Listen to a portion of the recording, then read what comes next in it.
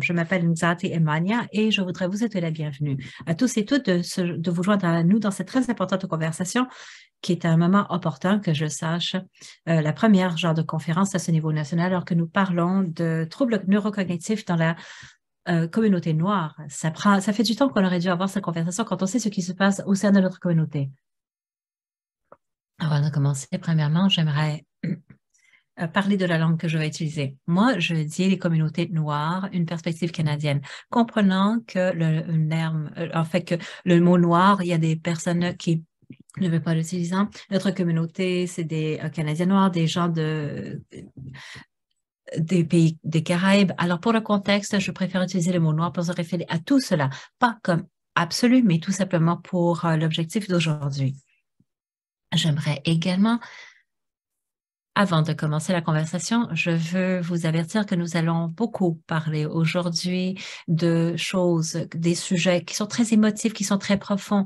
Les personnes vont parler de leurs propres expériences personnelles. Pour certains d'entre nous sur l'appel, on va également. Alors, j'aimerais le mentionner et dire que c'est un endroit sécuritaire, un espace sécuritaire pour que nous sentions les émotions sortent.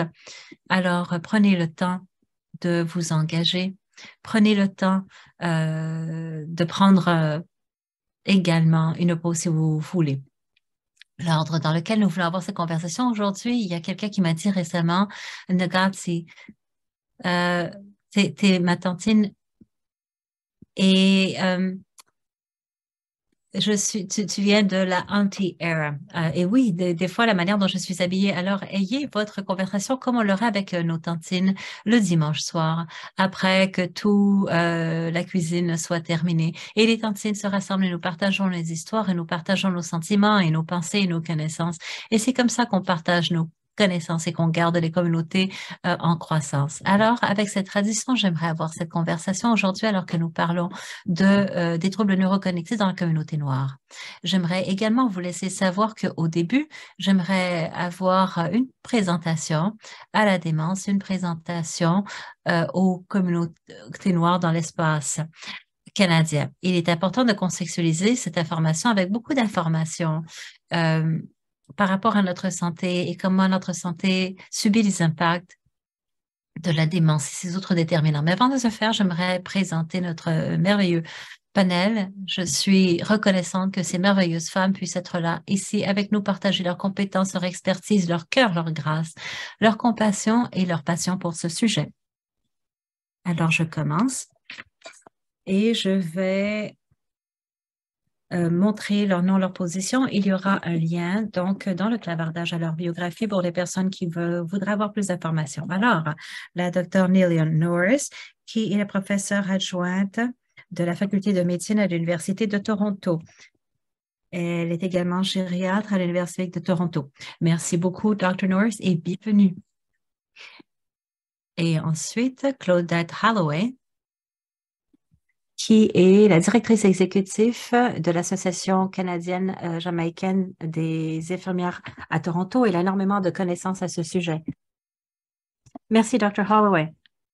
Et ensuite, nous avons Yvonne Apak, qui est infirmière praticienne en soins continus et également professeure de l'Université McEwen à Edmonton.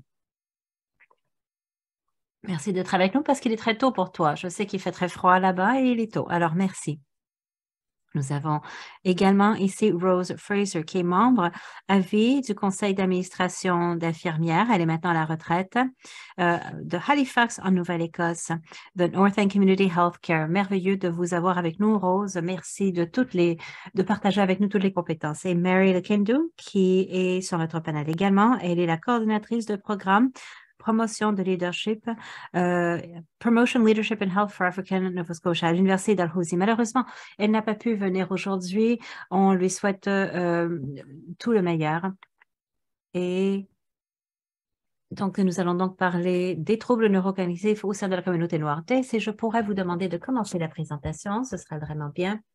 Alors, J'aimerais commencer cette présentation. Certains d'entre nous, lors de cet appel, vont peut-être bien reconnaître que certains d'entre nous ici sont des professionnels de la santé, des recherchistes, des gens du monde académique, mais il y a beaucoup de gens ici qui viennent d'arriver à cette conversation et qui ont peut-être peur de cette conversation. Alors, pour que tout le monde comprenne bien, j'aimerais passer certains d'informations préliminaires. Alors, j'aimerais commencer avec cette photo de moi-même et mon papa, Félix. Il y a une histoire que je vais vous raconter lors de cette présentation en parlant de mon père, Félix, qui est un immigrant du Nigeria au Canada, est arrivé dans les années 70. Alors, il a commencé à souffrir des troubles neurocognitifs en 2017. Alors, j'aimerais présenter cela parce que j'aimerais que les gens sachent que ceci a lieu dans nos communautés. Très souvent, quand on entend parler de troubles neurocognitifs, c'est un peu abstrait pour nous. Alors, j'aimerais en parler un peu plus pour aujourd'hui pour que nous puissions réellement nous engager dans cette conversation et le matériel alors que nous allons de l'avant.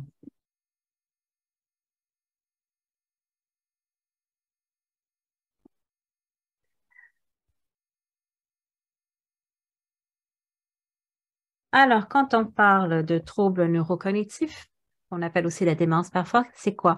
Eh bien, le trouble neurocognitif, c'est très large. Ce n'est pas une maladie en particulier, c'est plutôt un germe général que nous utilisons pour l'incapacité croissante de penser, de se rappeler, qui interfère avec notre vie quotidienne.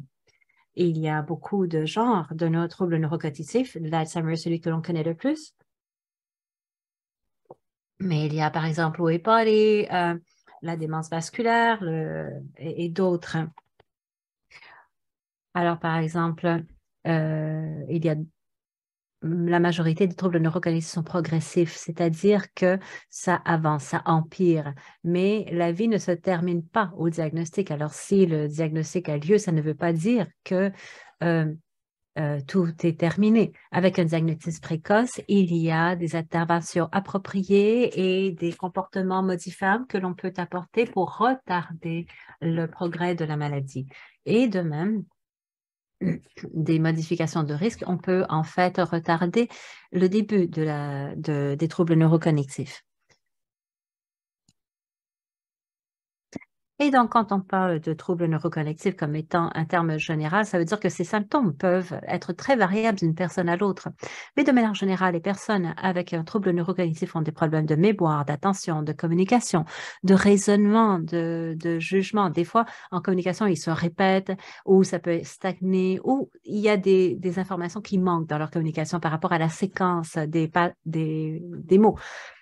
Donc, comme je disais, un problème de raisonnement, de jugement, de solutionner des problèmes. La perception visuelle peut également être affectée et des problèmes avec le mouvement et la mobilité de manière générale. J'aimerais également dire qu'il y a des problèmes avec le comportement et des fois l'humeur. Les gens, des fois, ont des changements d'humeur ou des changements de comportement qui peuvent imiter la dépression, l'agression.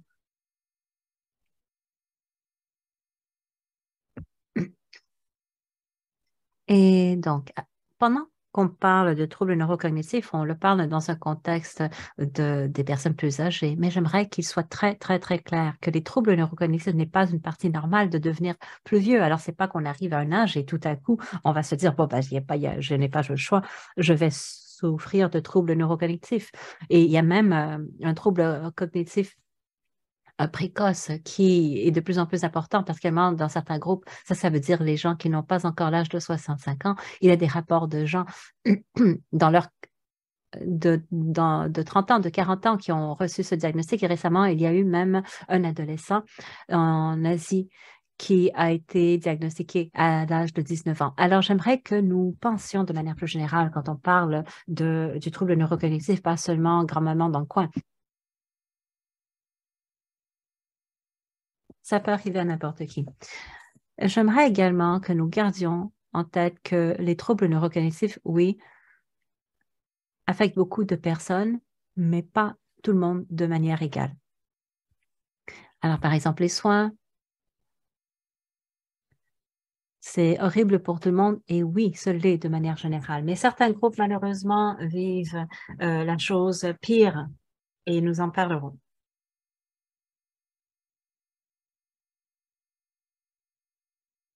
Et donc, notre conversation aujourd'hui sur le sujet des troubles neurocognitifs dans la communauté noire, c'est quelque chose qui est très important pour moi. Comme vous le savez, beaucoup d'entre nous ici sur cet appel, le souffrons dans nos propres familles. Et comment on comprend les troubles neurocognitifs dans les communautés noires? Il faut comprendre la communauté canadienne. Alors, j'aimerais vous donner des statistiques. Alors, les informations de 2021, 1,5 million de Canadiens s'identifient comme étant noirs. Ça, c'est 4,3 % de la population. C'est plus important que le 3,8 % qu'on a vu en 2016. Alors, notre pourcentage de la population, ça veut dire environ 16 % de la population racialisée au Canada. Alors, les chiffres sont en augmentation. Et par rapport à la projection des populations noires, ça veut dire que d'ici 2036, nous pensons 5 % de notre population et d'ici 2041, ce sera 3 millions de personnes. Et quand on pense que c'est très rapidement, hein, ça s'en vient. Alors moi, je donne ces chiffres pour que nous puissions commencer à penser avec cette population qui croît. Comment pouvons-nous nous préparer? Comment pouvons-nous planifier de manière plus préventive pour soutenir ces individus avec leurs besoins?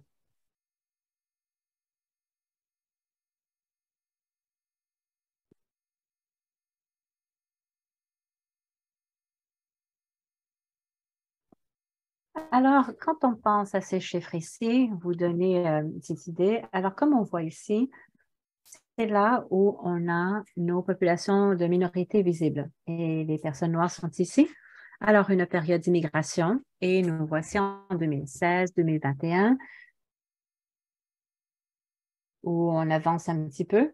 Maintenant, j'aimerais que nous sachions également que ces statistiques, c'est pas que ça commence en 1980. C'est juste qu'avant 1980, évidemment, il y a moins d'informations, mais certains d'entre nous sur l'appel savons peut-être ou comprenons et faisons peut-être partie de cette génération qui est arrivée au Canada dans les années 60 et 50 sur différents programmes de travail. Et c'était réellement le début de cette augmentation.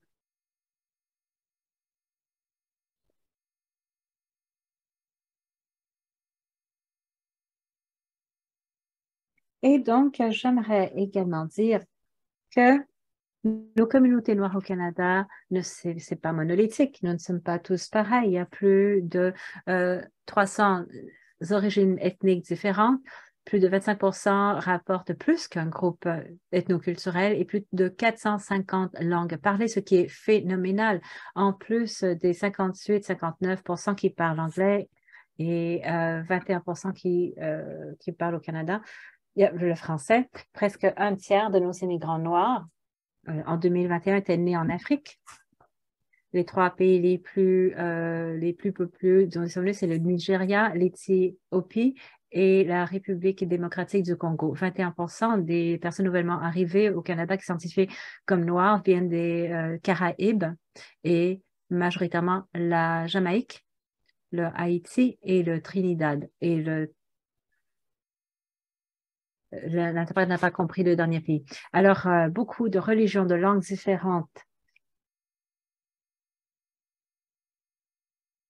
Et donc, quand on pense à là où nous sommes rendus au Canada et où nous sommes localisés, eh bien, c'est une carte d'où se trouvent les populations noires distribuées au Canada.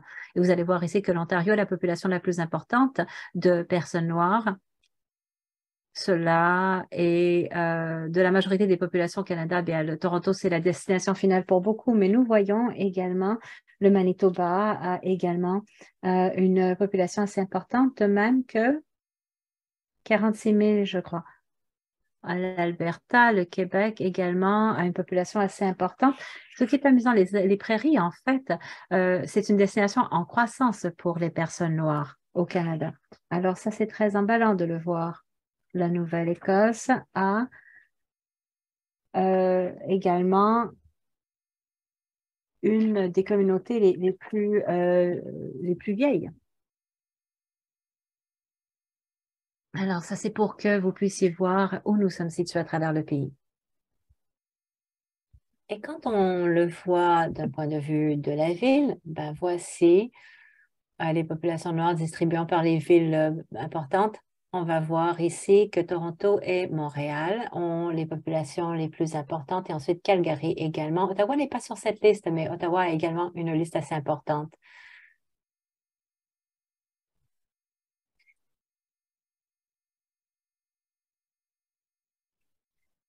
Merci. Alors, quand on parle de troubles neurocognitifs dans les communautés noires, c'est toujours intéressant de voir ce que dit la recherche. Et malheureusement, il y a une vérité qu'au Canada, il y a un manque de recherche sur l'expérience des personnes noires. Alors, il est très important que nous sachions ce qui se passe au sein de nos communautés pour développer les bons programmes, les bons soutiens pour nos communautés. Parce qu'il y a des écarts dans la manière dont les personnes peuvent donner le soin, la manière dont le système peut répondre de manière adéquate et continuellement. Alors que nous sommes de plus en plus importants au Canada, mais nous avons vu des tendances que quand on voit la recherche des États-Unis et du Royaume-Uni, on voit des tendances qui sont quand même assez claires pour les populations noires.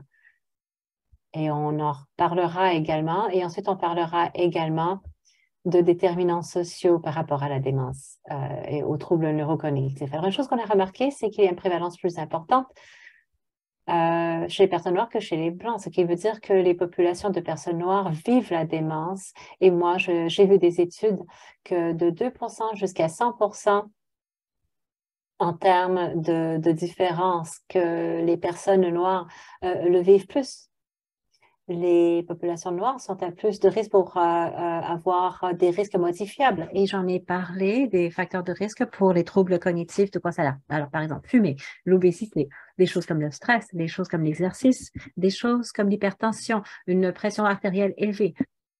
Toutes ces choses sont modifiables à travers un changement de diète et plus d'exercice, mais on va parler pourquoi c'est problématique au sein de la population noire. Mais nous avons un risque plus élevé pour développer ce genre de conditions, ce qui peut ensuite contribuer à plus de risques de la population. Les populations noires sont souvent diagnostiquées plus tard. Et cela est pour plusieurs facteurs, et moi, je l'appelle facteur interne et externe. Alors, il y a un stigmatisme par rapport à la démence. Des personnes qui développent la démence peuvent être stigmatisées euh, de la communauté. Cela peut mener à un retard dans le diagnostic. Et en plus, il y a le système de santé, pardon.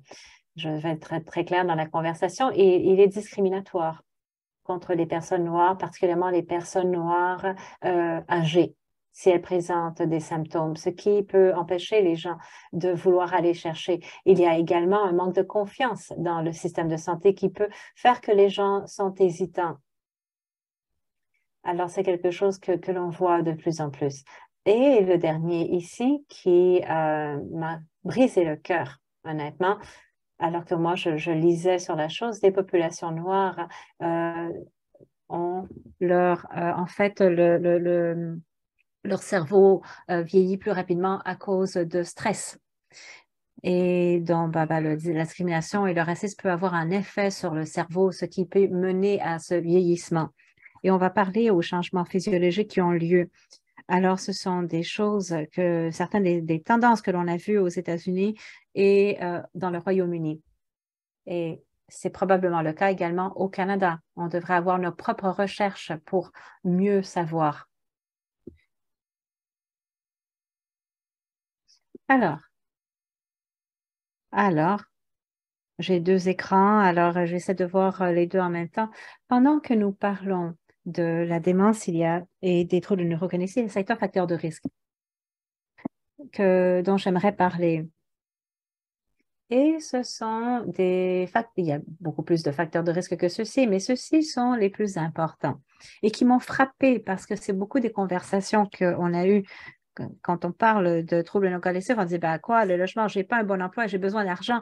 Et ce genre de contexte par rapport à la capacité de même reconnaître le cheminement de troubles neurocognitifs, eh bien, ça en fait partie. Alors, parlons du logement dans le contexte canadien pour les personnes noires. Alors, la population noire avait un taux de 40 de propriété comparé aux 70 qui était la moyenne nationale. C'est énorme la différence et ça n'a pas augmenté par rapport à 2021, le recensement. Et 26% des personnes vivent dans des logements qui sont sous-standard comparés. Alors, ça veut dire qu'on a, par exemple, juste une chambre, pas assez de place, alors, pour le montant de personnes qu'on a. En plus, 33% des personnes noires vivaient dans des maisons qui ont besoin de réparations importantes et 26% avaient vécu dans des maisons qui avaient besoin de réparations mineures. Quand on y pense, quand on pense au manque, aux personnes qui n'ont pas la capacité d'avoir leur maison ou de se loger correctement, comparé à la population, et quand on pense à où les réparations sont nécessaires dans ce logement et l'effet que ça peut avoir sur le statut mental des personnes et physiologiquement. L'autre, c'est l'éducation en tant que déterminant. Alors, 32% a un diplôme, ce qui est incroyable. 11% ont une maîtrise. Et ce que j'aimerais dire, c'est 9% ont des doctorats. Maintenant, encore une fois, quand on parle des variations dans les populations noires en termes d'ethnicité, il y a également des variations dans l'éducation. Certains groupes certains groupes de Noirs ont une population différente que les autres. Par exemple, la troisième génération canadienne ont un des réussites d'éducation les plus bas comparé à la première génération d'Afrique. Et une chose à savoir également, c'est que malgré l'éducation que les populations noires ont réussi à atteindre, il y a une surqualification à leur emploi, telle que si on a un diplôme ou une maîtrise, on voit que 16% des populations noires font du travail qui requiert moins d'éducation. Maintenant, ceci est beaucoup plus élevé que la population générale qui était surqualifiée à 11%. Alors, encore une fois, on voit qu'il y a des changements par rapport à la réussite et de quoi ça a l'air en termes d'emploi.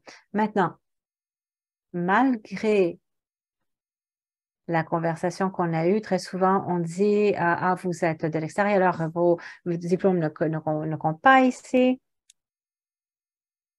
Et malgré cela,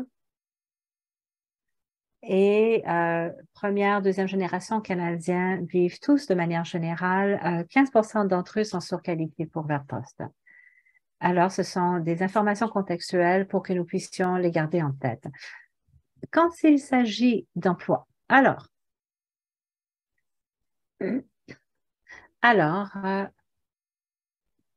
les Noirs canadiens ont plus de problèmes avec le chômage comparé à la population générale. Alors, c'était comparé, par exemple, aux populations de visibilité, de minorités non visibles. Maintenant, avec les données de 2021, j'ai parlé à Stade Canada et ils m'ont envoyé des informations. Ils ne l'ont pas encore compilé, ça va sortir cette année, mais ils m'ont envoyé quelques données.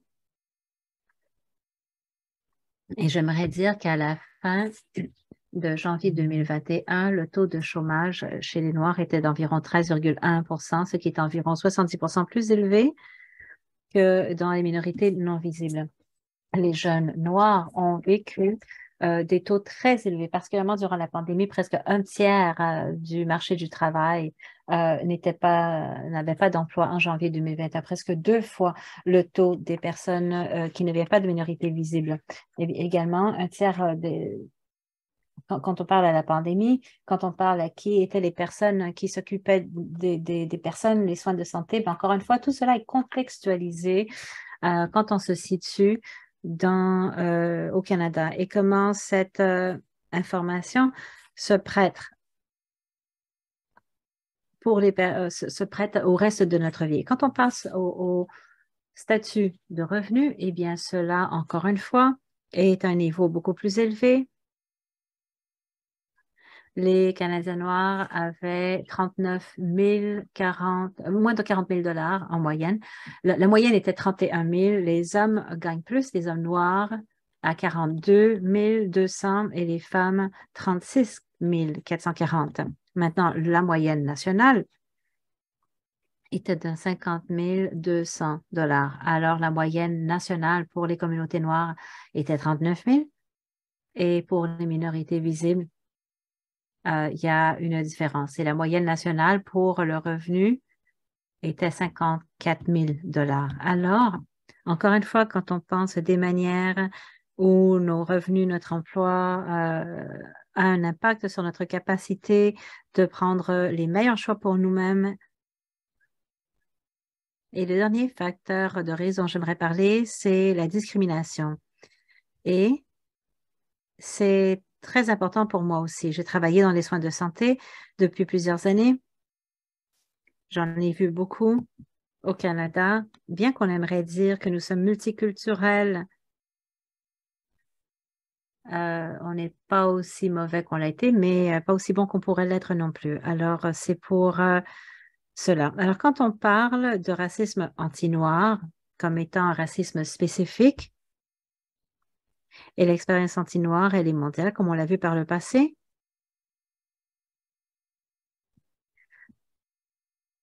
c'est très spécifique. Des microagressions, lors de réunions interpersonnelles. Alors, c'est comment ça affecte notre cerveau? C'est comme, ah, ben, c'est une microagression, bon, on l'oublie, puis on continue, et tout ira bien. Mais les études ont démontré qu'il y a une corrélation entre le stress, le cortisol et l'impact sur le cerveau. Alors, les effets du racisme dans le cerveau affectent des facteurs comme, par exemple, la performance sur les tests, de même que des changements structuraux dans le cerveau. Un des changements structuraux, c'est les cas où les volumes de cortisol réduits et l'hippocampe également qui est plus bas. Ceci est associé à des événements racisme et des pathologies de matière blanche. Alors, c'est associé avec le racisme de tous les jours. Alors, ce que l'on voit, c'est que plus on est exposé au racisme, que ce soit des gros événements ou des petits événements, et réduire le montant qu'on peut avoir dans notre cerveau et la transmission des signaux entre les régions du cerveau et qui peuvent impacter également la banque de données du cerveau. Et d'un point de vue canadien, ces conversations doivent être tenues. Et en 2018, le sondage canadien sur la sécurité canadienne a vu que 46 de la population noire de plus de 15 ans avait vécu au moins une forme de discrimination dans les 5 ans avant. Alors, les gens disent qu'ils ont vécu au moins un épisode de discrimination comparé à 16 pour les personnes non racialisées. Alors, 46 comparé à 16. Quand on parle de discrimination, euh, c'est plus présent chez les Canadiens qui sont nés ici, plutôt que les personnes qui sont arrivées. Alors, c'est vu dans les banques, les restaurants, les magasins, c'est là où ils se sentaient. Ce n'est pas pour exclure ce que l'on voit sur le lieu du travail et certainement dans notre système de santé. Il y a également un aspect commun par rapport à la discrimination et l'engagement avec les personnes. On a rapporté que la discrimination était 4 fois plus élevée que les personnes racialisées à 16 Alors, nos confrères, nos consoeurs avaient des rapports plus élevés de discrimination avec le système d'application de la loi, avec les forces policières, par exemple. Alors, il faut penser à cela quand on conceptualise comment on bouge à travers la société canadienne et comment la société canadienne bouge avec nous. C'est comme ça que l'on comprend comment on peut réellement approcher notre propre statut de santé. Alors, avant de continuer, avant de fermer, je veux parler d'intersectionnalité. L'intersectionnalité est un mot dont on a beaucoup entendu parler. Pour les personnes qui ne le connaissent pas, c'est un terme qui a été inventé par Kimberly Crenshaw et Patricia Hill également, merveilleuse féministe noire, voyant la manière dont multiples identités entrent ensemble pour créer un autre. Moi-même, en tant qu'exemple, par exemple, je suis une femme noire sous un âge avec un certain niveau d'éducation et d'une certaine classe sociale. Ma personne en entier s'engage avec donc des systèmes de pouvoir. Quand on parle d'intersectionnalité, il faut réellement parler de thèmes de pouvoir parce que c'est comme ça que ce terme est compris et c'est l'étude donc qui a été utilisée. Et alors, quand on voit la personne en entier et quand ils s'engagent avec le système de soins de santé, par exemple, comment sommes-nous traités? Moi, quand je vais me faire soigner, je ne suis pas seulement vue en tant que noire ou en tant que femme, je suis vue en tant que femme noire d'un certain âge, d'un certain statut social, et tout cela fait partie de mon modèle de soins et la manière dont on est traité. Alors, quand on pense à cela, la race, le genre et la classe sont les trois identités les plus communes euh, qui entrent dans l'intersectionnalité, mais il y en a d'autres également. LGBTQ, l'orientation sexuelle, le statut de migration. Par exemple, si vous venez d'arriver au Canada, si vous avez un accent quand vous êtes ici au Canada, si vous êtes première, deuxième génération, votre religion, vos capacités, tout cela joue dans la manière dont le système de soins de santé dans les services sociaux peut ensuite identifier quels sont vos besoins. Cela joue également par rapport à votre revenu. Alors, j'utilise toujours l'exemple, dans ce cas-ci, d'une grand-mère pakistanie qui va à un hôpital dans la salle d'urgence. Elle ne parle pas bien anglais peut-être. Et leur petite fille ou petit-fils est avec eux pour essayer de traduire et vivent des symptômes de ce qui pourrait être des troubles neurocognitifs précoces. Comment serait-il traité? Comment serait-il vu? Et toutes les intersections entrent en jeu à ce moment-là. Une chose à considérer également, quand on pense aux troubles cognitifs et aux personnes, on pense par exemple, quelle était leur éducation, leur emploi, la dynamique familiale, leur situation de logement et comment va répondre leur corps. Prochain acétate. La question est, où allons-nous maintenant?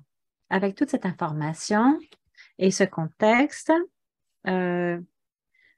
quand on parle de la communauté noire au sein du Canada, que faisons-nous? Et c'est à partir d'ici que nous aurons toutes nos conversations et que nous allons explorer le plus et entendre les histoires des personnes qui savent et qui peuvent nous guider pour faire la bonne chose de la bonne manière. Alors, merci de votre temps, de votre attention lors de ma présentation. Commençons donc la conversation. Merci à tout le monde. Désolée, je ne comprends pas très bien les ordinateurs. Je vais...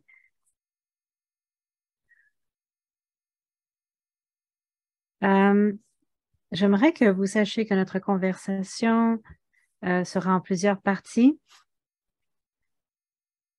Alors, on va parler de la perception du diagnostisme. De quoi est-ce que ça a l'air? Alors, j'aimerais que nous partions sur un cheminement pour que nous comprenions un peu du début à la fin, c'est quoi les troubles cognitifs, comment nous nous voyons. Alors, en tant que praticien, personne qui donne des soins de santé, alors les membres du panel, on va poser des questions à tout le monde et ce sera une bonne conversation. On peut s'asseoir et être à l'aise. Alors, la première question que j'aimerais poser, c'est votre expérience. Quand on pense aux troubles neurocognitifs, comment voyez-vous que les perceptions, quand vous allez traiter les gens qui vivent avec les troubles cognitifs, quelles sont les perceptions? Comment ça a été? Quelles sont les conversations? Oui, docteur Norris. Ben, comme vous le savez, je suis très passionnée par rapport à ça. Merci de toutes les données que vous avez partagées. Amélie était le nom de ma grand-mère qui a eu un trouble neurocognitif à la fin de sa vie. Alors, je suis très passionnée par rapport à ça. Alors, moi, je crois que le mot dément, ça veut dire qu'on n'a pas tout son esprit. Alors, déjà, le terme qu'on essaie surtout en anglais, mais en face, maintenant, le mot a été changé pour trouble neurocognitif majeur. Alors, dans la communauté noire, alors, on vénère énormément nos aînés. Et quand une personne plus âgée de Haïti a 98 ans, ben moi, je voudrais dire que c'est comme 120 ans en termes d'âge de Canadien. Alors, culturellement, nous voulons nous concentrer sur la personne que nous aimons. Et quand le diagnostic se concentre sur le déficit de la mémoire, ça diminue la personne. Et moi, ce que j'observe en tant que gériatre, c'est Vous savez, la démence, le problème de mémoire, c'est quelque chose qui peut être amélioré. C'est une capacité qui peut être aidée avec des ressources, avec la famille. Et moi, j'ai été thérapeute avant de travailler en clinique. Alors, on peut améliorer les capacités et se concentrer sur les capacités plutôt que de mettre l'emphase sur le déficit. Et c'est important de connaître quel est le déficit pour que l'on puisse bien traiter, pour qu'on puisse apporter un remède, pour que l'on puisse le réduire. Alors, je crois que c'est là où il y a une grande différence, où parfois il peut y avoir un conflit avec le système de santé qui a l'emphase sur les critères de diagnostic et le déficit, plutôt que d'honorer la personne que nous aimons. Merveilleux, merci, c'est tout à fait vrai. Je pense que j'aimerais maintenant, Yvonne, que pensez-vous par rapport au travail que vous avez effectué? Ben, une des parties les plus importantes, c'est que moi, je travaille dans des en fait, des endroits de soins de longue durée. Et une des choses primaires que j'ai vues, c'est que je ne vois pas beaucoup de personnes noires avec des troubles neurocognitifs dans ces endroits. C'est très déproportionné en tant que représentation de gens qui sont noirs avec des troubles neurocollectifs ou avec la démence. Moi, je trouve que très souvent, les conversations que j'ai avec les personnes qui leur donnent des soins, c'est plus par rapport à, on sent qu'il y a eu un échec ou une incapacité de faire quelque chose de bon pour leur être aimé, que c'était un dernier recours. Alors, on se demande comment ça va dans la communauté quand ils arrivent à des étapes très, très, très tardives. Moi, c'est ce que je vois, mais j'en vois très peu. Alors, on sait que c'était tellement surprenant, Rosie, quand vous m'avez donné les chiffres, et moi, certainement, ma propre recherche, ça me surprend, prenant en compte ces personnes qui se connectent avec des services, comme par exemple le travail que moi je fais. On ne les voit pas très souvent dans ces cliniques, on ne les voit pas très souvent dans des ressources qui pourraient aider à soutenir la personne qui leur donne des soins. Alors, je crois qu'il y a une perception que les enjeux qui ont eu lieu, comme par exemple la perte de mémoire, la dépression, certains des problèmes de comportement sont peut-être associés avec euh, une partie normale du vieillissement. C'est peut-être une partie de la personnalité également. Alors, on comprend mal des fois de quoi a l'air cette maladie. On ne veut pas le voir comme étant un déficit. Exact. Rose, je sais que vous voulez dire quelque chose. Oui. J'aimerais tout simplement rajouter quelque chose que la docteure Norris a abordé en termes de se concentrer sur des traitements basés sur les forces plutôt que sur les déficits. Quand on fait affaire avec une personne qui fait affaire avec la démence, ma mère est morte de troubles neurocognitifs. Et une des choses au sein de ma communauté, c'est que moi, je vis dans une communauté en Nouvelle-Écosse, une communauté rurale, historiquement noire. Nous sommes là depuis entre 200 et 300 ans. Alors, sixième génération de personnes noires en Nouvelle-Écosse, et moi, j'ai vécu dans cette communauté la majorité de ma vie. Et les perceptions de notre communauté par rapport à la démence, c'est que c'est quelque chose dont on ne parle pas. C'est une chose qu'il faut ignorer. On continue, on prend soin de nos êtres chers, on fait ce que nous devons faire par rapport à prendre soin d'eux, mais on ne les place pas. Alors, les perceptions par rapport aux termes, quand je pense aux mots spécifiques démence, beaucoup de personnes avec qui j'ai parlé, les personnes avec qui j'ai travaillé, le terme démence et Alzheimer devient interchangeable. Et alors, ce qui a lieu, c'est que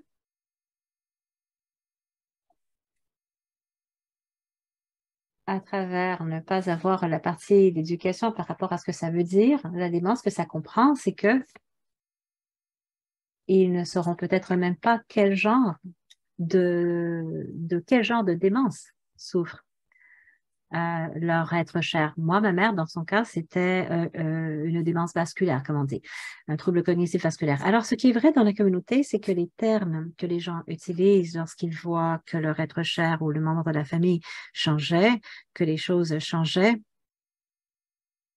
avec leur mémoire, qu'ils disaient des choses comme par exemple, ah, elle ne va pas bien, ou bon, elle est un petit peu sénile. Ah, elle est pas entièrement là dans sa tête.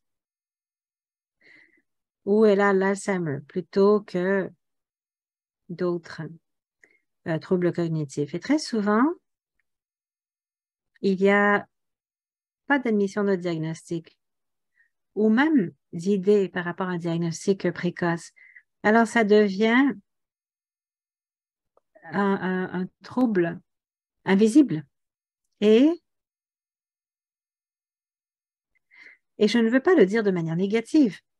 Ce que je veux dire que ce qui a lieu au sein des familles, c'est que parce que quelqu'un vit ce genre de symptômes, ce qui se passe, c'est que les choses déraillent dans la famille. Tout le monde est affecté.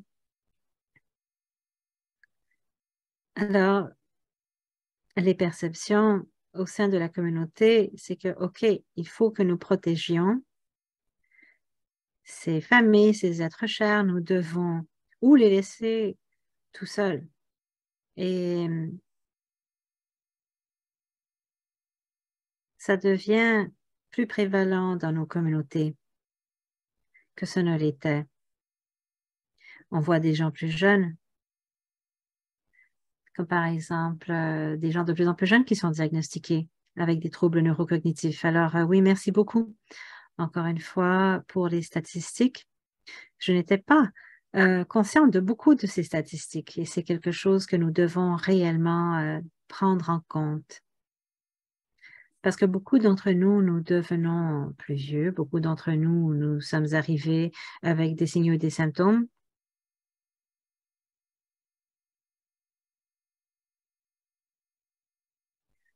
Oui, il y a beaucoup de choses très importantes. Dr. Holloway, est-ce que vous aimeriez dire quelque chose? Vous voulez rajouter quelque chose? Rapidement, je suis d'accord avec ce que vous avez dit, ce terme, la sénilité.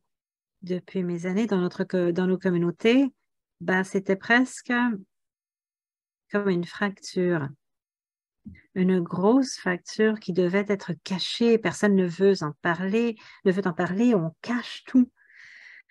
Et ce n'est pas quelque chose qui nous arrive. Alors, je suis tellement contente de savoir que ces choses sont plus ouvertes maintenant, mais il y a beaucoup encore de travail à faire. Oui, et il y a tellement de honte qui vient avec le diagnostic dans la famille. Si on a un membre de la famille, moi, du Nigeria, quand mon papa a été diagnostiqué, ça a pris 6 ans avant que ma famille l'accepte et disait, ah non, non, mais il va bien, il est juste, non, non, non, il ne faut pas tout faire ça. Et on est devenu plus isolé parce qu'on ne pouvait pas en parler, personne n'allait être... Et le fardeau que ça place sur la famille, c'est incroyable. Et il y a un élément de honte. Et ça peut même mener à de la dépression. Alors, pouvoir réduire ces stigmatismes, ça peut aider pas seulement les personnes qui vivent avec un trouble neurocognitif, mais la famille également. Oui, j'aimerais parler du fait que tous les déterminants que vous avez mentionnés et le stigmatisme mènent à un retard dans le diagnostic. Alors, bien que des conditions neurodégénératrices elles-mêmes ne répondent pas très bien aux médicaments, il y a des médicaments qui peuvent ralentir le processus, alléger certains des symptômes et il y a beaucoup d'interventions médicales qui peuvent sauver le cerveau, retarder la détérioration. Et par exemple, gérer les patients noirs, que ça vient avec un problème encéphalopathique. J'ai optimisé la pression artérielle. Ils sont revenus à mon bureau et ont vécu une amélioration de bien des choses dans leur statut mental. Et ensuite, j'ai commencé avec des médicaments cognitifs. Et ensuite, l'optimisation de certaines choses, comme par exemple perte de poids pour optimiser le diabète ou l'alcool, pour que le stigmatisme, le manque de connaissances, l'accès difficile aux ressources, la discrimination dans le système de soins de santé va mener malheureusement à des résultats. Et malheureusement, on a un scénario où les familles viennent à la toute dernière minute, tout à fait exténuées dans la salle d'urgence où ils font face à plus de discrimination dans un environnement qui n'atteint pas leurs besoins. Et ensuite, on arrive à un mode de crise, des problèmes de comportement. La personne à qui on dit qu'elle est paranoïaque sans comprendre les traumatismes intergénérationnels et on perd donc l'opportunité.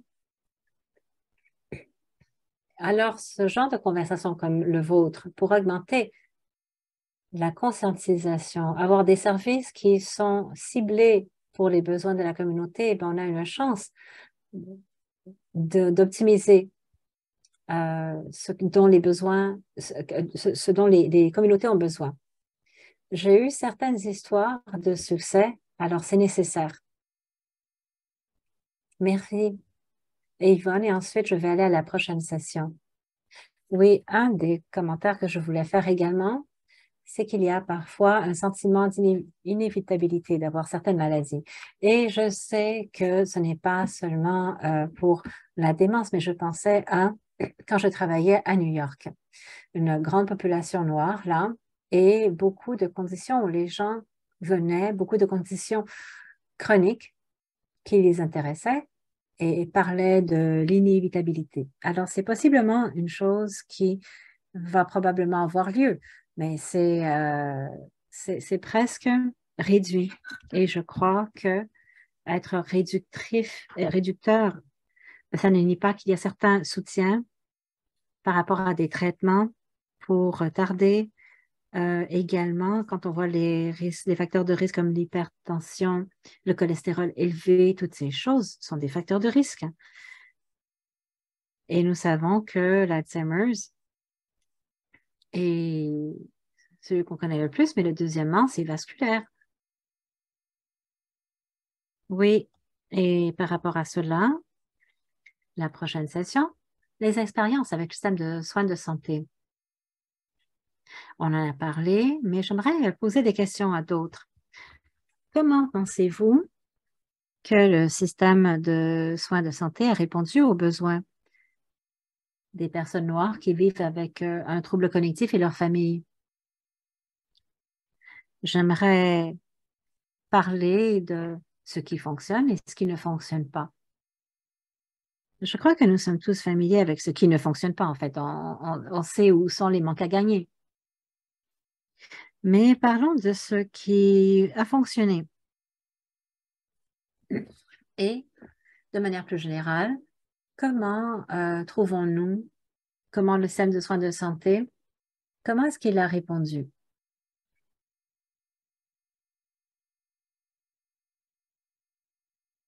Rose, vous voulez commencer? Oui, j'attendais que quelqu'un d'autre commence. Une des choses qui a été mon expérience, je suis professionnelle de la santé depuis 43 ans. Et lors de ces années, ce que j'ai vu comme étant une force, les soins continus. Dans le cheminement,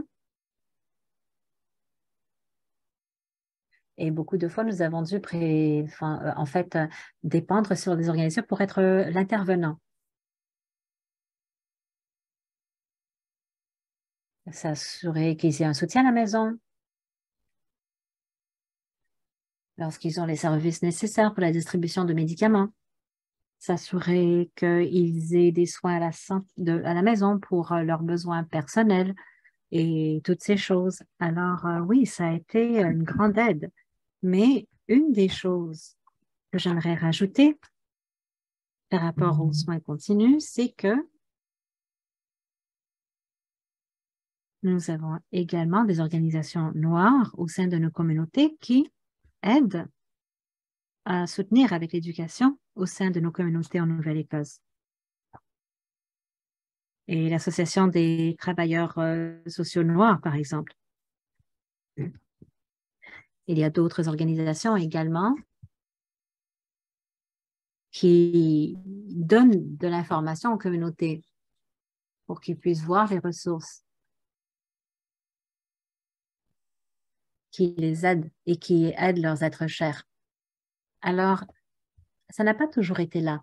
Comme vous le savez, on sait où sont les manques à gagner. Mais je me rappelle, pendant que je suis ici et j'entends mes parents parler au sujet des services de soins de santé dans nos communautés il y a plusieurs années, nous n'avions pas de clinique où les soins de service étaient fournis au sein de nos communautés. On n'a pas eu ça avant les années 50. Alors, beaucoup de personnes utilisent leurs propres médicaments. Il y a eu un médecin qui est venu, qui venait une fois par mois ou quelque chose comme ça. Il y avait un médecin que la communauté utilisait en tant que fournisseur de soins et un pour toute la communauté. Alors, quand je pense à d'autres choses également, mais je vois la docteure Claudia avec sa main levée, mais très discrètement. Comment est-ce que le traumatisme intergénérationnel que nous avons vécu en tant que femmes noires, je pense à ma mère travaillant dans la maison des personnes blanches dans la ville. Il s'appelait le programme En service. Et en fait, c'était très difficile et ma mère en parlait, comment elle était traitée. C'était un genre de servitude. Quand on pense à tout ce traumatisme, mais comment une personne interagit avec le monde autour d'eux et comment cela rajoute au stress qu'ils endurent. Et combien d'années ma mère a eu des problèmes de santé vasculaire menant aux troubles cognitifs vasculaires. Alors, cela crée cette image. Et la Fondation, donc, pour les troubles cognitifs. Oui, c'est une approche centrée sur les gens. Quand on voit l'occupation et comment ça impacte. Dr. Holloway? Oui, je voulais juste lever la main. En tant que communauté noire, on ne devrait pas avoir à montrer cela. Il faut que les gouvernements jouent un rôle fort dans le financement. Nous savons qu'il y a un manque de recherche. Les organisations, comme par exemple l'Association jamaïcaine-canadienne, on reçoit des petites bourses et ont développé donc ces programmes qui montrent une différence chez les gens qui y ont accès. Mais nous devons réellement, on ne peut pas recevoir des scènes noires ici. Il faut avoir quelque chose d'important. C'est que le gouvernement fédéral a donné 200 millions parce que c'est l'histoire des personnes noires, mais ce n'est pas assez. Alors, ce dont on a besoin, c'est que le gouvernement vienne ici à l'avant et que les personnes qui créent des politiques, comme vous l'avez dit, soient des alliés qui s'engagent pour faire quelque chose, pour alléger. Et on a vu comment les chiffres augmentent partout au sein de la population. Et ensuite, pour les communautés noires, avec toutes les années qui est en train d'empêcher de pouvoir exister. La complexité, par exemple, de maladies chroniques, en plus de tout cela, il faut réellement faire quelque chose. Alors, nous avons eu l'opportunité de faire quelque chose avec un programme de jour. Maintenant, on fait autre chose, on veut aller plus loin. Parce que moi, je viens en fait, d'une carrière de soins de santé, mais il faut bouger les choses pour être proactif et être en avance. Et donc, fournir un soutien pour les personnes qui donnent les soins. Il faut que tout le monde embarque et qu'on arrête de tout simplement gérer le tout nous-mêmes. et que nos alliés démontrent leurs soins. Ben, j'aimerais réellement pouvoir me lever et t'applaudir parce que c'est certainement incroyable et c'est vrai et c'est nécessaire. Et quand je pense, on est à quoi? 37 millions de personnes? De ces 37 millions, je crois que c'est 8 ou 7 millions de plus de 65 ans et ensuite 6 millions ou 7 millions 0 à 15 ans. Et le reste, c'est entre les âges de 16 ans ou 15 ans et 16 ans. Cette population-là, alors que l'on vieillit, nos besoins en termes de santé vont augmenter. Tout. En tant que gouvernement, je sais que cet appel est appelé, peut-être que les gens vont vérifier plus tard, mais en tant que gouvernement, être proactif, en tant qu'impératif moral et en tant que responsabilité fiscale également envers le pays et envers les gens de ce pays. Investir maintenant, ça va avoir beaucoup plus de bénéfices moralement, financièrement, socialement et politiquement que d'attendre à la dernière minute. Alors, c'est un point qui ne peut pas, qui est très important. Le financement, le soutien, l'intention sont tout à fait nécessaires pour nos populations, toutes les populations. Il faut que ce soit très clair. Merci beaucoup. À la prochaine session, parce qu'il ne nous reste que 28 minutes. J'aimerais parler des centres de soins de santé à longue durée et des troubles neurocognitifs à la fin. Bon, nous, on garde les gens à la maison jusqu'à ce que ce soit impossible. Il y a beaucoup également de honte, de culpabilité que les gens soient à la maison et les êtres chers qui ne peuvent pas fournir les soins. Peut-être qu'ils ont des enfants plus jeunes ou même les maîtres. Quand on les place, on sent que c'est l'échec. Je ne peux pas m'occuper d'eux. Alors, je voudrais en parler. Quels sont les aspects positifs que vous avez vécus en termes de cette étape, l'étape finale des troubles neurocognitifs? Et qu'est-ce qui est nécessaire pour les personnes qui donnent des soins de santé? Parce qu'on parle des personnes qui arrivent à la dernière minute. Les docteurs ils arrivent à la dernière minute, ils sont en crise, ils sont complètement épuisés. Comment parlons-nous de ces choses d'un point de vue culturel? Beaucoup du travail sur les troubles cognitifs que l'on voit au Canada, bon, ben, il faut qu'on parle de réduction du stigmatisme, de la gestion. Mais qu'est-ce qui se passe à la toute fin, à l'étape dont personne ne veut parler? Qu'est-ce qui se passe là? Désolée, je sens que j'ai déjà, que je saute à pieds joints. Mais oui, oui, saute. OK, ben, je ressens beaucoup de passion parce que moi, je travaille dans tout le spectrum, de la clinique à l'hôpital au CLSC jusqu'à la mort. Alors moi, j'aimerais sauter et dire que quand on parle des personnes noires, à la fin de la vie, beaucoup de nos personnes âgées noires vivent de la discrimination, des soins agressifs, excessifs, parce qu'on ne comprend pas et on n'a pas confiance non plus que le soin palliatif, en fait, est associé avec une vie plus longue que de ne rien faire. Ce n'est pas ne rien faire, que les soins palliatifs qui se concentrent sur les symptômes. Alors, à la fin, quand on voit la démence à la toute fin, quand une personne très souvent a besoin d'aide de nutrition, d'hydratation, est à un risque élevé d'infection parce que, bon, ben, ils ont des plaies de lit, quand ils passent trop de temps au lit, ils ont la pneumonie, des bactéries de la bouche qui peuvent aller jusqu'à leurs poumons. Il y a une mauvaise compréhension maintenant de ces choses. La démence, à la fin de tout ça, ben, il s'agit réellement de, en fait, quand,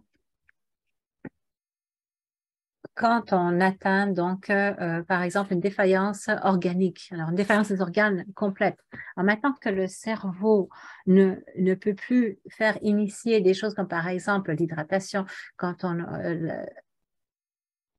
utilisait des modes agressifs comme par exemple un tube qui porte ses propres complications, ben ça ne protège pas contre la pneumonie, par exemple, mais c'est peut-être pas une bonne idée et force la personne dans un environnement qui est maintenant étranger, agressif. De plus, les antibiotiques dans ce genre de situation, ben, ce n'est pas associé avec la longévité parce que les barrières protectrices sont parce que en fait, les médicaments ne servent à rien parce que la peau est brisée. Alors, s'il y avait une conversation plus tôt dans le cheminement, plutôt que la fin de la vie, avant d'arriver à un niveau très si tard, eh bien, les soins palliatifs qui se concentrent sur le comportement, par exemple, il y a des médicaments pour ça. Il y a des médicaments qui peuvent aider à soutenir la personne pour qu'ils puissent rester avec leur famille, pour qu'ils puissent soutenir la famille. On peut parler de la douleur pour nous adresser à l'agitation pour que l'on puisse comprendre que les soins palliatifs, c'est de gérer les symptômes sans l'associer nécessairement avec une date ou avec la fin de la vie. On ne sait pas quand on va mourir.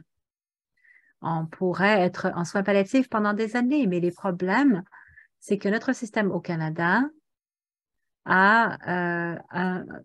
on pense que les soins palliatifs, bon, ben, c'est un pronostic de mort imminente. C'est peut-être le cas dans le cancer, mais on ne peut pas le faire avec les troubles neurocognitifs. Alors, encore une fois, il faut parler avec les personnes qui créent les politiques. Ça pourrait nous fournir à donner des meilleurs soins de fin de vie. Et je ne veux pas monopoliser la conversation ici.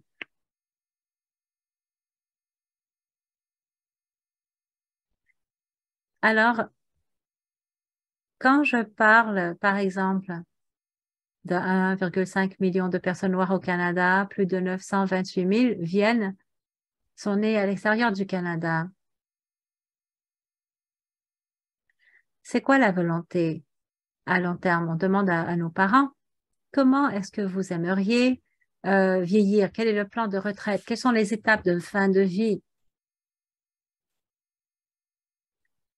C'est ce qu'on va voir. Et en tant qu'enfant, on n'y connaît rien, n'est-ce pas? Et quand on voit quelle est la planification, ben, juste tomber malade, ça veut dire quoi? Euh, je ne sais même pas de quoi ça a l'air. Alors, avoir ce genre de conversation de manière réelle peut réellement mitiger ce que j'appelle les traumatismes. Oui, Yvonne, la main levée. Oui, il y a tellement de points ici que le docteur Norris a mentionné. Je sens que on partage certaines des mêmes préoccupations. Quand on parle même, je vais parler de la partie des soins palliatifs. Je viens de l'Afrique de l'Ouest, je suis allée au Ghana il y a plusieurs années et la famille, là, ne comprenait pas qu'est-ce que c'était les soins palliatifs. Alors, cette certification est en gérontologie en tant qu'infirmière praticienne. Je l'enseigne également et j'enseigne dans les soins palliatifs, un programme. Quand je parle de mon travail, je n'ai même pas compris ce que ça voulait dire parce que ça n'existe même pas dans notre culture. C'est anecdotique, c'est un membre des familles. Il y a un manque de compréhension. Quand je parlais d'autres familles, ils ne le voyaient pas. Ils sentaient que ça faisait tout simplement partie de la progression. Et ils ne savaient pas qu'il y avait des services. Et une autre chose également, sans vouloir prendre trop de temps, c'est qu'on ne fait pas confiance au système. Alors, une fois qu'on entre, est-ce qu'on en ressort? Et je sais qu'une amie à moi, qui avait quelqu'un qui avait des problèmes de troubles neurocognitifs, a eu accès à un programme qui s'appelle le programme Choice, où les personnes âgées peuvent aller avoir plusieurs services. Alors, c'est un service complet. Alors, il y a des services de repos et une amie avait un membre de la famille dans des services de repos, de soins, mais la personne qui leur donnait des soins visitait à tous les jours. Alors, bien qu'ils étaient à la maison et avaient la fin de semaine pour pouvoir euh, avoir plus d'énergie, faire quelque chose pour eux, ils passaient quand même, à chaque jour, ils venaient voir la famille. Et ces raisons, ils pourraient les expliquer, mais ce qu'on voyait, c'était majoritairement on se sentait coupable. Et ils les appelaient quand même à chaque heure quand ils étaient là. Alors, je ne sais pas, il y a une partie où les services sont là, mais on doit également comprendre les expériences vécues et comment réellement pouvoir l'utiliser. Parce que l'expérience d'une personne est très différente que celle des autres. En tant que sous-culture également. Mais on sait que, prenant en compte les rôles que nous avons dans des communautés noires, particulièrement pour les personnes qui donnent des soins qui sont souvent des femmes dans les familles, ben, c'est un peu de temps. Alors, c'est quelque chose à garder en tête.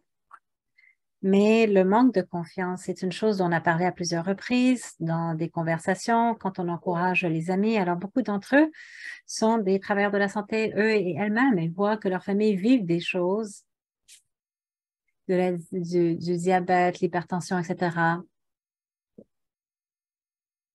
Alors, ils sont très préoccupés par rapport à ce qui va arriver. Et c'est la raison des fois pour laquelle les gens ne veulent pas avoir, ne recherchent pas ces services. Rose,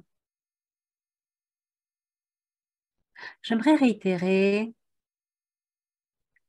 le fait qu'il y a un manque de confiance. Et moi, ma propre expérience avec quelqu'un qui souffre de troubles neurocognitifs, on ne voulait pas entrer dans ces lois de longue durée. Et une des choses qu'a fait des parents il y a plusieurs années qui se sont assis avec notre famille pour en parler. On aimerait voir pour la fin de la vie. Ils ont tout planifié, les funérailles, tout ça. Alors, une des choses que j'aimerais encourager les gens à faire, essayez de faire cela maintenant, pendant qu'ils sont encore jeunes. On parle d'enfants tout le temps au sujet des choses que l'on veut. Il est important de faire ces choses par rapport aux capacités, avant que les troubles neurocognitifs ne les empêchent pas. Il est important de le faire tôt.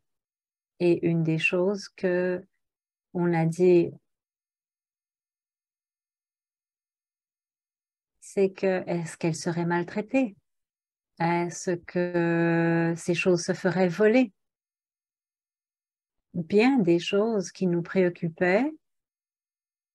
Comment est-ce que cette femme noire, notre maman, qui était très active au sein de notre communauté, une femme qui aimait sa communauté et travaillait sans relâche pour élever la communauté, elle était la directrice,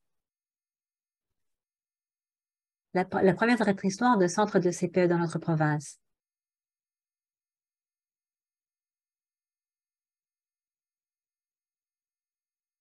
Et elle avait un diplôme honoraire qu'elle a reçu alors qu'elle avait plus de 80 ans. Alors, les gens méritent d'être traités avec dignité à la fin de leur vie. Et ils méritent d'être habités comme étant quelqu'un, une personne importante et que les services doivent être disponibles.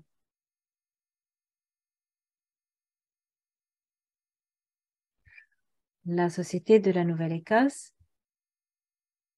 nous avons un navigateur de santé noire qui commence à réellement se connecter avec les autres communautés dans des sessions d'éducation.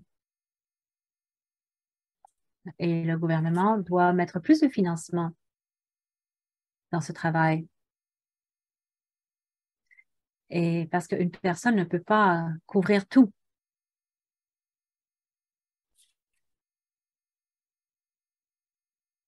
Certainement, oui. Mais c'est un début. Je suis très heureuse par rapport à cela et je crois tout simplement que ce qui doit avoir lieu sont pleins de ce qui a lieu maintenant. Il doit y avoir un financement pour la recherche, pour les troubles cognitifs au sein des communautés noires.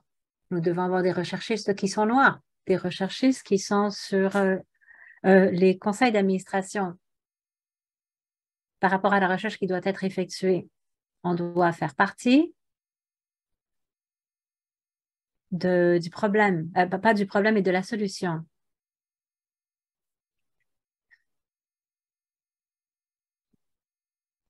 Alors, je crois que nous devons faire partie de la table où les décisions de politique sont prises.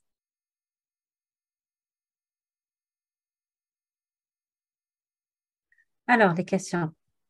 Oui, rapidement, j'aimerais, en plus des soins palliatifs, pour les personnes au sein de notre communauté qui sont dans des CLSC, nous devons nous assurer que les membres du personnel soient éduqués et orientés pour les respecter, leur laisser la dignité, qu'ils aient des activités de la nourriture qui soient culturellement pertinentes, reconnaître leur spiritualité. Et moi, je crois que dans le clavardage également, il y a quelqu'un qui a dit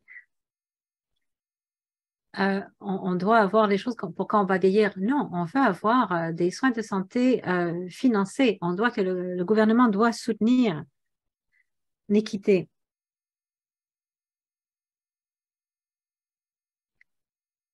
Parce qu'il y a tellement d'argent qu'on a donné qu'on n'a jamais eu de retour. Alors, comme tu dis, Rose, il faut que les problèmes soient discutés avec nous. Alors, il faut que plus de jeunes, parce que moi, hein, je vais bientôt quitter. Hein. Ah non, non, non, non, non, ne dis pas ça. Il faut que les jeunes se mettent dans le gouvernement. Ben, on aimerait que toi, tu cherches à aller au gouvernement. Alors, je sais qu'il y a tellement plus de choses dont on pourrait parler, mais j'aimerais que nous ouvrions maintenant la période de questions aux personnes qui nous écoutent. Alors, il y a des gens qui veulent savoir ce que fait l'Association d'Alzheimer du Canada. Il y a de très bonnes initiatives. Il y a des gens qui veulent s'impliquer avec nous. Vous pouvez le faire. Alors, rapidement, nous développons des lignes directrices nationales qui vont être utilisées pour soutenir les familles, les médecins de famille, pour pouvoir apporter les diagnostics. Il y a des sociétés qui travaillent avec le Collège canadien des physiciens pour développer ces lignes directrices. Nous soutenons les communautés noires et chinoises en premier. Ça va être continu, mais en ce moment, il est important de faire ça. Si vous voulez en faire partie, me contactez-moi pour avoir de l'information. Pour les personnes qui ont des préoccupations par rapport à la démence, eh bien, pour savoir comment mieux soutenir, nous avons également une ligne d'information. Vous pouvez appeler entre 9 et 5 du lundi au vendredi. On peut vous connecter avec les différentes sociétés. J'aimerais m'arrêter ici. J'aimerais que maintenant nous ouvrions ceci. Alors, s'il y a des questions brûlantes, il nous reste 10 minutes pour qu'on puisse laisser des gens avec la communauté. Alors, pour avoir un peu plus d'espoir, y a-t-il des questions sur le clavardage? Ah, il y a des questions dans le clavardage, oui. Est-ce que quelqu'un pourrait parler des expériences des médecins noirs en Alberta, au Canada, et comment ils gèrent les individus qui présentent des symptômes? Ben, j'aimerais dire qu'on en a parlé déjà. Quelles sont les priorités les plus élevées? Est-ce que quelqu'un veut parler des questions de recherche prioritaires au Canada? On a besoin de données. Et ces données devraient s'adresser par rapport à la diversité dans nos communautés noires.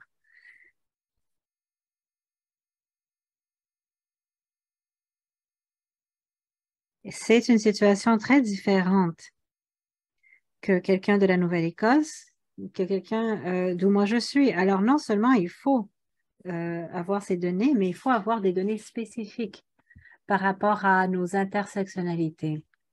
Et bien sûr, cela requiert de l'argent. J'ai de l'énergie, mais je fais mieux quand je fais partie d'une équipe.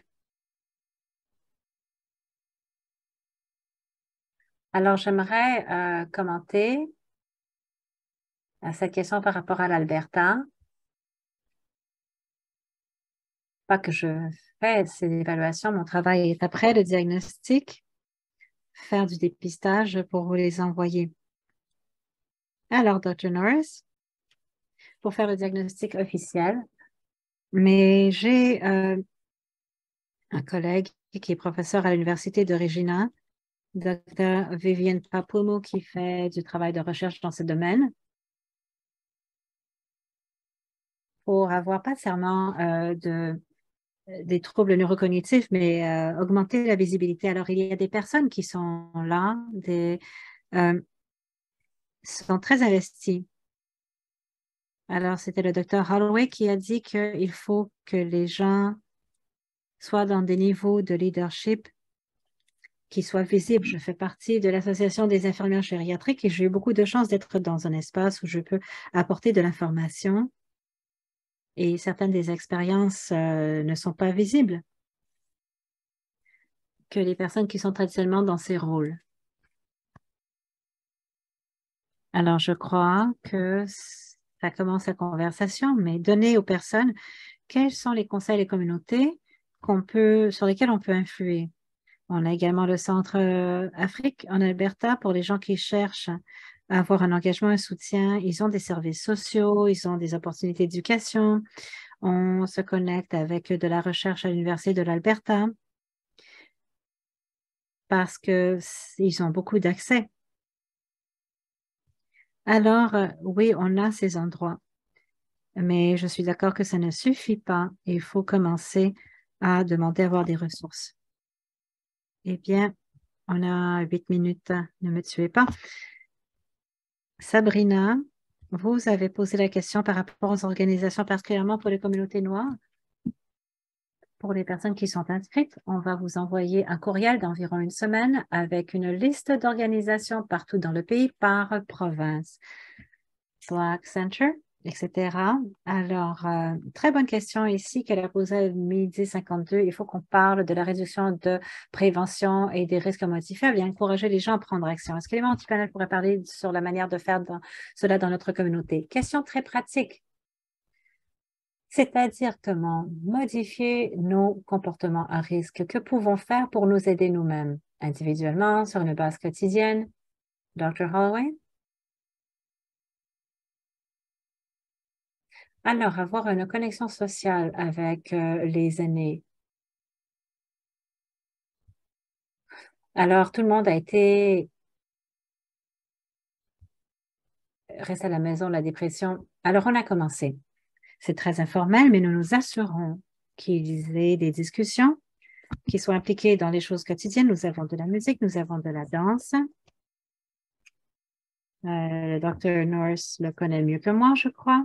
On parle des événements de la semaine, de la journée, on a des choses à manger et on a toujours une partie spirituelle parce que nous savons que c'est très important. Et ce groupe est donc mené par les aînés. Alors, encore une fois, nous devons nous assurer que nous impliquions les aînés. On accuse les autres de ne pas l'avoir fait, alors faisons une différence.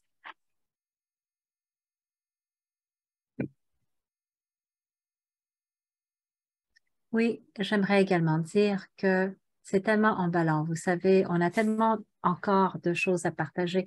J'aimerais également dire que dans nos communautés, on a un parle qui s'appelle TL Chat, qui est un groupe majoritairement de personnes de plus de 60 ans, certains plus jeunes,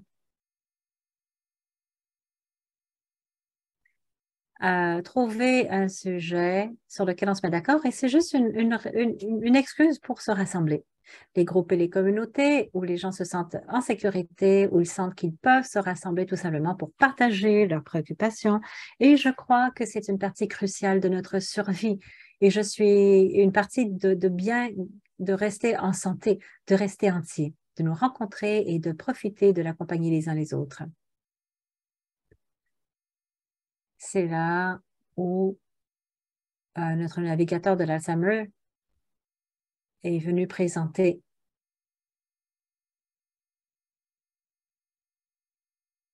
alors des groupes qui sont basés dans la communauté, qui sont menés par la communauté et des personnes plus âgées au sein de la communauté. Je crois que ce sera quelque chose de très important pour nous.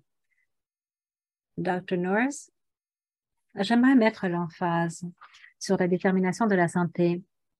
Si on a des bonnes santé, on gérer le poids, le diabète, la pression artérielle. On a une pression afro-caribéenne. Plus de fruits, de légumes, d'huile d'olive, de gestion de l'alcool, la gestion du stress. C'est là où la perte de vision, de l'exercice, ce sont toutes des manières de prévenir les troubles neurocognitifs. Plus on travaille sur le cerveau, plus ça nous aide. Je sais que les gens doivent retourner au travail. J'aimerais remercier les membres de notre panel après cette discussion. Mon cœur est tellement rempli. J'avais les larmes aux yeux. Ce fut très informatif et très nourrissant. Nous sommes une communauté, nous ne sommes pas là seuls. On peut dépendre les uns sur les autres pour traverser tout ça. Alors, merci d'avoir fait partie de ce cheminement. Merci à la Fondation Brain Canada, Cameron, Leah, Anita, Amanda, Saskia, Arito, Satasha, tout le monde. Merci d'avoir fait partie de ceci. Merci aux membres du public de vous être joints à nous, peu importe où vous êtes rendus. Merci. C'est la première de conversation que nous aurons dans le futur. Nous avons des conversations à chaque mois à la Fondation Brain Canada et nous aurons des conversations avec d'autres communautés de différentes parties de l'Asie, les Autochtones. Nous sommes tous affectés par les troubles neurocognitifs et nous voulons tous faire partie de ce cheminement. Merci à tout le monde de votre temps, de votre patience, de votre cœur et votre compréhension.